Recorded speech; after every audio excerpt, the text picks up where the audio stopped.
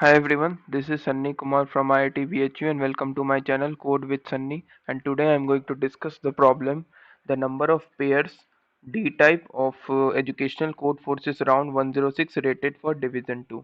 Okay, so let's jump directly into the problem statement. We have been given three positive integers greater than 0, as you can see here, integers c, d and x. Okay, so and also we have to find the number of pairs of positive integers, that is integers a and b greater than 0, such that equality c into LCM of a and b and minus d into greatest common divisor GCD of a and b must equate to x. This relation must satisfy. So what are the number of pairs of positive integers a and b which satisfy this relation? So we have to compute the number of pairs.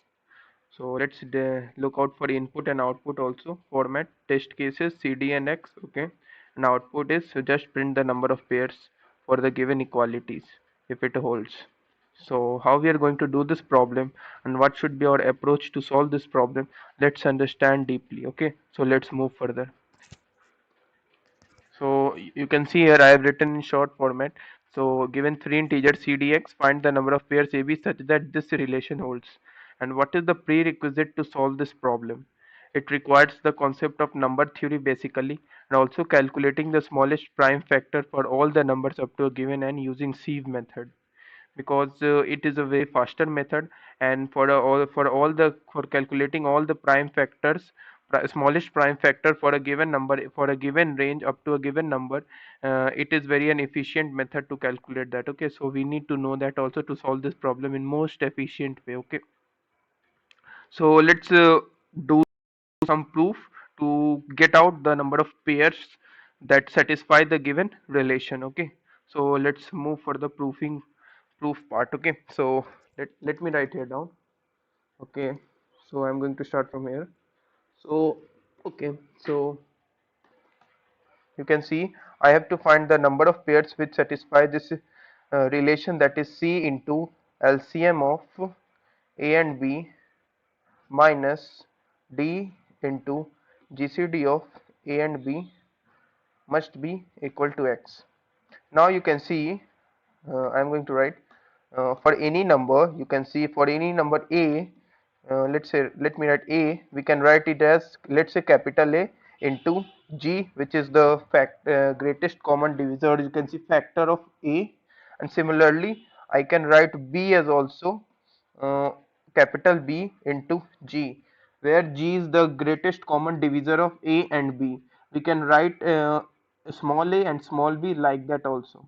Okay, so you can see our LCM would be what? Simply the product of two numbers divided by GCD, which is G. Now if you substitute the values of A and B, you can see it would be like A into G into again b into g divided by small g, and it would be like LCM would becomes a, b and g. Now one thing that should be noted here is that if we are going to write a small a as capital A into G and small b as capital B into G, such that G is the GCD of, let me write, G is the GCD of A and B, then it is obvious that A and B are co-prime to each others. So A and B are co-prime to each other, then only we can write A equals A into G, capital A into G, and B equals capital B into G, where G is the GCD of A and B, because we have extracted the greatest common divisor of A, small a and small b. So now remaining number must be a co-prime to each other. Okay, so our LCM can be written as capital A, capital B into capital G.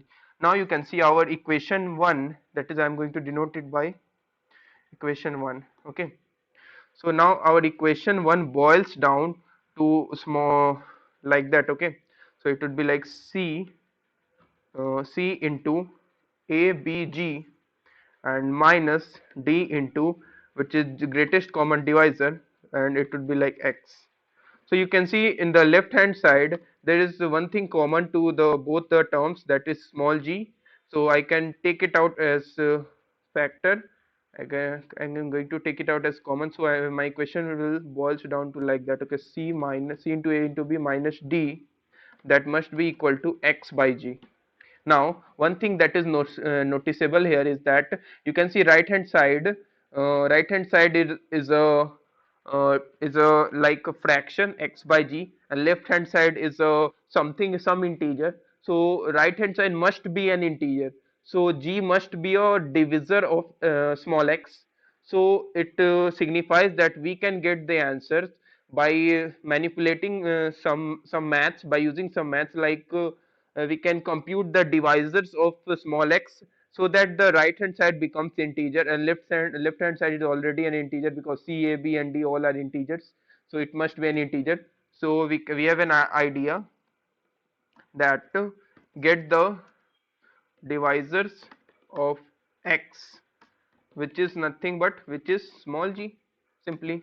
So our equation boils down to this. Okay, so one thing I need to mention here, that a and b are co-prime, because you must need to know that that is capital and capital B are co-prime, because without signifying this fact again and again we cannot proceed, and this is the main point of this question. Okay, so a and b are co-prime. Again, I am going to mention it again. Okay, so now you can see our equation would be like c into, let's say, x by g is nothing but p. Okay, so our equation c, okay, I'm going to write a b must be equal to, let's say, p plus d divided by c. Now you can see a and b are co-prime and a and b are integers. Let me write a capital and capital B are integers. Okay, oh sorry, integers and co-prime to each other. This is the main fact. So LHS is nothing but LHS is integer, some integer. So RHS must be an integer, as obvious. Now RHS should be an integer, so P plus D must be divisible by,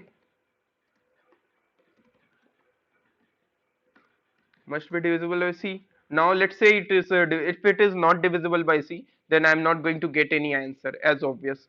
So let's say it is divisible by C. So our equation boils down to this: a plus b is equal to, let's say, m, capital M. So our we need to find basically. So conclusion here arrives: we need to find number of pairs A, and that is number of pairs A capital and capital B, such that A and B are co-prime to each other, and A and B are simply but integers. Okay, so one thing you should notice, that co-prime here means that GCD of capital A and capital B is exactly equal to 1. So we need to find the number of pairs A, capital and capital B, such that it is equal to M.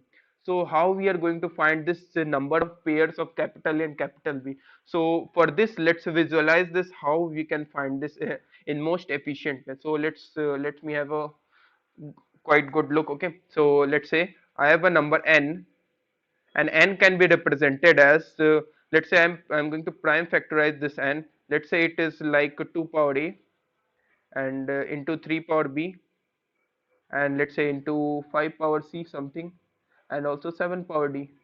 Okay, now one thing you can say, for two numbers to be co-prime to each other, it must not contain any common factor. That is, let's say I'm going to write something like, let's say I have 12, and you can see 12 can be written as 2 square into 3, obviously 3 power 1. So I need to pick up this 2 square in a separate number and 3 power 1 in separate number. I cannot pick 2 square and I cannot make to divide 12 as like 2 power 1 and 2 power 1 into 3 power 1, because if I do like that, the common divisor of these two numbers is nothing but, you can see, 2 power 1 and 2 power 1. So I need to make two numbers such that there should not be any common factor, that is common divisor greater than common divisor equal to 1. So I need to just divide these two numbers in such a way that there should GCD of these two numbers must not be equal to any other number greater than 1. Okay, that is GCD must be equal to 1, that is number should be co-prime. So how we can divide this number? It is simply just give the exact this, that is exact 2 power a, or exact 3 power b, or exact 5 power c, that is complete 5 power c, to a one of the numbers. Okay, so what should be the general formula for this case? The general formula is like, let's say I have a 1 2 3 4, I have a 4 prime factors, that is 4 distinct prime factors of this number. So I can give, let's say I have to divide this 4 prime factors to two numbers, that is a and b. So I can give from 4 to any of this one numbers, that is sorry, for 4 prime factors I can choose any one prime factor for any of the numbers, or I can choose for any two prime factors, or I can choose for any three prime factor, that is 4c3, or I can choose for any exactly 4 prime factors, or I am not going to choose any one, so it would be like 4c0. So you can see this is nothing but a expansion of, you can say this value must be equal to 2 power 4, as simply. So we arrive to a conclusion that let's say we have a count. Count denotes the number of prime factors of a given number.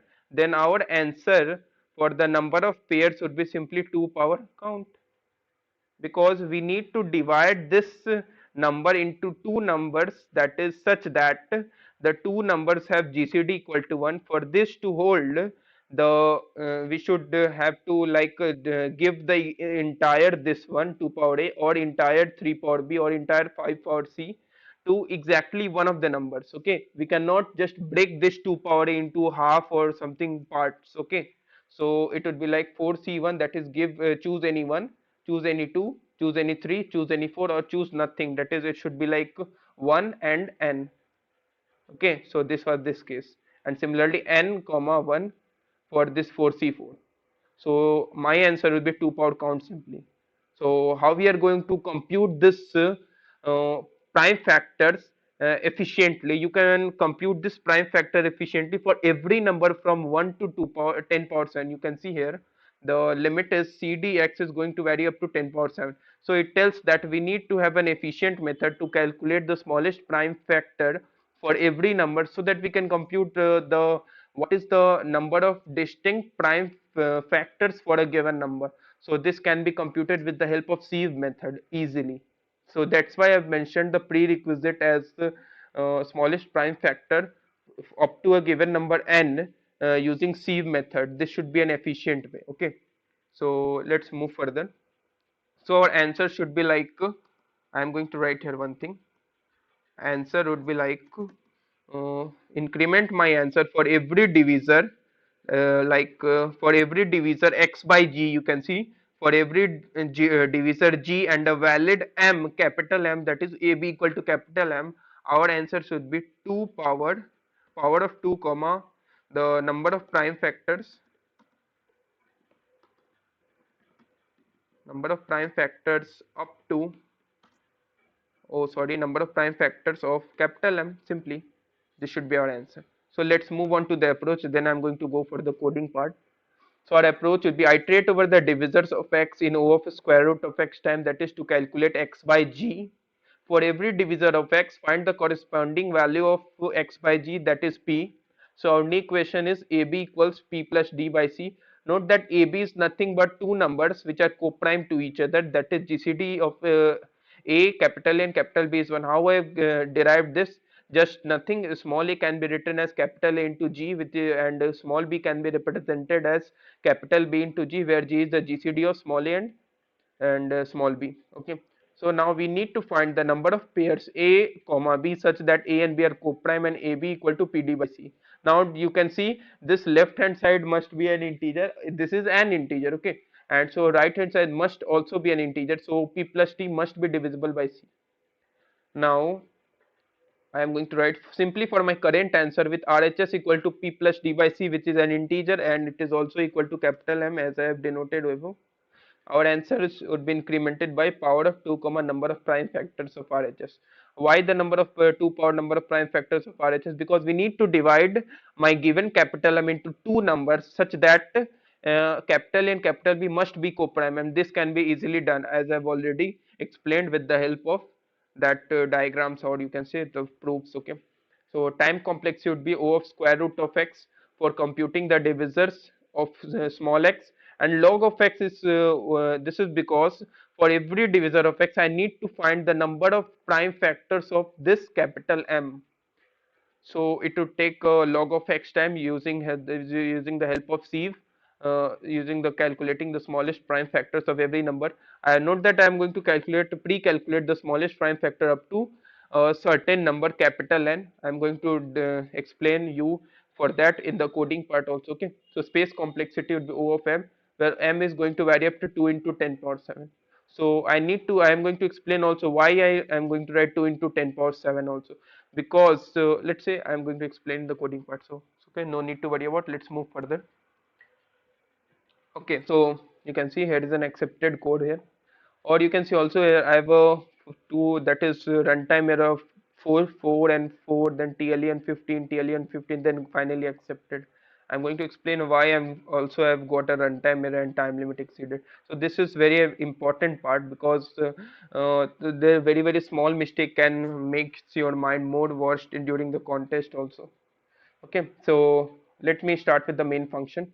So actually I have generating all the prime factors up to 10 power 7. Sorry, this is not I have written wrong. This should be 2 into 10 power 7. Okay, so why 2 into 10 power 7? Okay, so you need to be cautious about that. Like I have written here something, P plus D by C.